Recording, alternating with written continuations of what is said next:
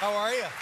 Oh, nice to see you again. Nice to see you. I haven't seen you in, like, I bet it's been 3 years. Has it been 3 years? Has it? Well, I think so. You're here for the Grown Ups movie itself. I'm confused because I see you every night. Oh, bless your heart. That's very sweet of you to say. That's awfully kind. How have you been? What's new? Ah, well, you know. Do you go home to Mexico much? I go sometimes, yes. I was there, I think, in April. Mm-hmm. But I don't go so much because now I live really far away. You live the California and also in Europe? Mostly in Paris. Mostly in Paris. Oh, that must be lovely. And when people see you walking down the Champs-Élysées, it must be a vision. I don't know. I don't walk much on Champs-Élysées. It's full of tourists. Yeah, sure. Well, what kind of things do you do there in Paris? Your husband's French, right? My husband is French, yes. What does he do? What does he do? Works at the Duane Reade. Again, we're going to go with this. I've told you what he does. He's some kind of a businessman. He's a businessman, yes. A very lucky businessman. Yes. He has some luxury companies. Like this dress was made by one of his companies. Whoa, the stock is going up right now.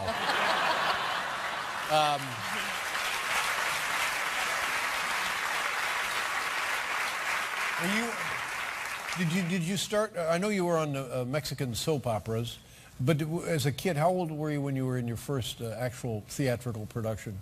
I was 18 and I was playing Jasmine in a production of Aladdin for children. Oh, that's nice. And it didn't have a good start because I didn't know that I had stage fright, and I discovered as it was time for me to get out on the stage, and I ran with the Jasmine outfit on out to the street. They got me back, they put me... No, wait a minute. You ran out of the theater? I ran out of the theater, yeah.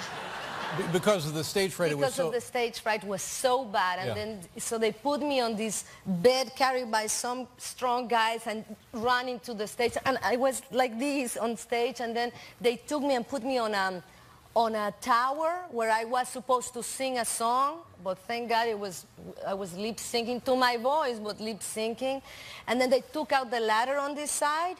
And at this point, there was some special effect, and I heard the explosion. And then now it was time for me to sing, and I came out, I'm up on that thing, I'm lip syncing, I'm seeing all the people, and Aladdin is in love with me coming up, some plant to talk to me, and I'm singing, and now I'm supposed to touch his face, and I realize that he's going... but I ignore him because I'm so scared, keep singing, and then I go like this, and then I look at my hand, and I scream, and the lip sync kept going because... when there was an explosion, he was burnt. Oh, and he had no eyebrows, no hair. Wow. He didn't know because he didn't look in the mirror, so he continued, and I was so terrified of the audience that I didn't notice until I had his skin on my hand. Oh, my God. Whoa. Now, what does that tell us about Mexican theater? I mean, that's creepy, isn't it? It was so creepy. So I would think a situation like that would be it for you, that you would never go back. But what happened? I never did. No. I did go back because they threatened to sue me. Sue you? Because they blow up a guy's face? They're going to sue you? No, because I was going to leave them already when it started the production. I went back. I suffered every day. They loved you. The people loved you in the show. And the people loved me in the show. And it was mostly kids, and I was stage fright by the children. Yeah. And have you overcome the stage fright, or is it it's like here tonight? Are you paralyzed with stage fright? A little bit, but it's different. I don't think you are. You know why? Because I look into your blue eyes. I know there's lovely people out there, but I can't really see them because I'm hypnotized. And then that's why I'm good in this show. Well, I wish you would come more often. And how are your kids? You have two little girls? I have one little girl. One little girl. What's her name? Valentina. Valentina. Do you mind if I ask her age? Yeah, Yeah, she's 5.5. Oh, 5.5. Well, that's great. That's exciting, We can still say her age. Yeah, and so she's lives in the United States? She lives with me in Paris. And lives with you in Paris. Yeah, so she feels very American. And I know we've talked about this before. Speaks English, speaks Spanish, and French. That's right. Whoa, Nelly, that's pretty good. That's pretty good. Yeah. And I wish it would be nice to go through life knowing more than one language. You know probably 3 yourself. No, I know Spanish. I still struggle with English, and French is just a humiliation every time I try to. I do it, but I'm not good at it. I bet you're pretty good with the French language. But your little girl, what is that like? What language does she prefer? What does she excel at? She's now really into English. English, yeah. Yeah. And does she know much about French culture, know much about the United States culture? Yes. I make sure that she knows that she's very in touch with the Mexican roots and the French roots, of course, and of course the American roots, but maybe less because I know more about the Mexican and he knows more about the French. But you know, she knows this 4th of July, we arrived here, and she knows, she told me, you know what, Mom, we were celebrating the 4th of July. She goes, I know the Mexican anthem, I know the French anthem, but I don't know the American anthem. Would you teach it to me? And I turned around to see if I could get some help, but I only saw a bunch of Mexicans hanging out in my house eating quesadillas. Saw a bunch of Mexicans. That's what she saw. However, you know, I've done a lot of movies with the Adam Sandler crowd, you know, the Grown-Ups 1 and 2. And these guys, they have a huge television 24/7, playing sports, all kinds of American sports, no matter what it is, all the time while we're shooting. Right.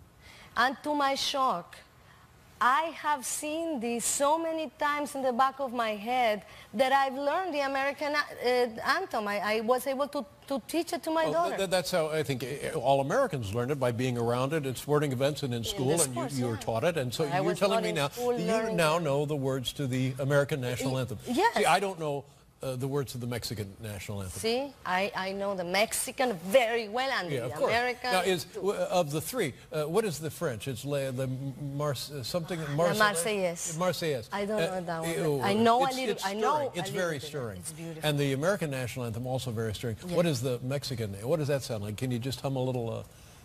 It's really. Mexicanos al grito de guerra, really? El acero apresa y el bridón. That's cool. It's enough. Yeah. Was the word war in there? La guerra? What? Yes, guerra, pretty good. That's so early on they're talking about war. Are they thinking of making trouble? Well, also the American anthem and also La Marseillaise, they're all a little bloody. It's all about how the countries emerged in their own identity. That's right. So you taught your daughter to sing the American anthem. Yeah, and are you pretty good at it now? I mean, I'm not good at it, but I know it. Yeah. Could you sing it now? He's funny. And I don't want to. Like now, like. You don't have Are you asking me to sing? Well, I don't know. Let's see. Bring that down. Let's see if this helps. What? Bring the thing down. But just... Oh, it's romantic. Well, now that's beautiful. Okay. All right, so you want me to sing the national anthem in national television? If you don't mind. But what is the... Now, the Mexican flag and the French flag are both just 3 colors, aren't they? Am I right about that? I know the French flag. Well, this one is just 3 colors too. Yes, but it's a lovely, more elaborate design. Yeah. But the Mexican is more elaborate because it has the 3 colors, but in the center it has an eagle eating a serpent. Sorry, that's a lot more elaborate. That's right, and you wonder why people are leaving Mexico. But no, you know what the stars represent the 50 states. Yes. Yeah, and the stripes represent other things. I'm not gonna even try. What? Original 13 colonies. I was gonna The say original that 13 because when I got my citizenship, I studied it, but I was terrified. I forgot. I thought it had some. The red represented the blood shed for our independence and freedom, and then the white. But it's not that at all. Not even. Okay, so are you ready? To sing the national anthem? I mean, you don't have to. We can send the flag back. Okay. It's a rental. All right. What do we have to? Is she going to do it? Let me tell you something. It might not be pretty, but it might be around 80% accurate. That'll be lovely. And by the way, Tell me. it's very difficult.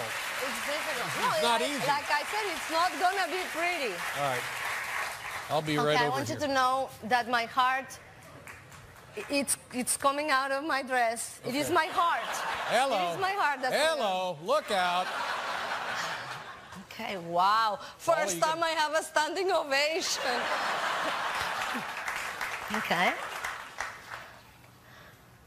Oh, say, can you see by the dawn early light what so proudly we hail at the twilight last gleaming, whose broad stripes and bright stars through the perilous fight over the rampart we watch, what so gallantly streaming, and the rocket's red glare, there was racing, bombs bursting in air, gave proof through the night that our flag was still there. Oh, say does that star-spangled banner yet wave o'er the land of the free and the home of the brave?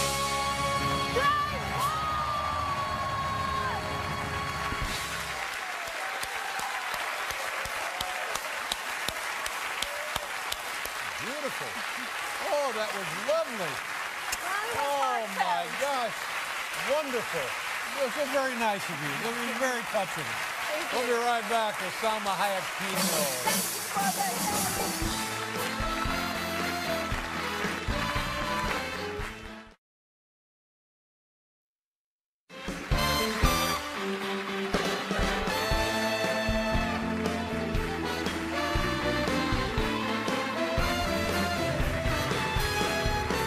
That was beautiful. That was very nice.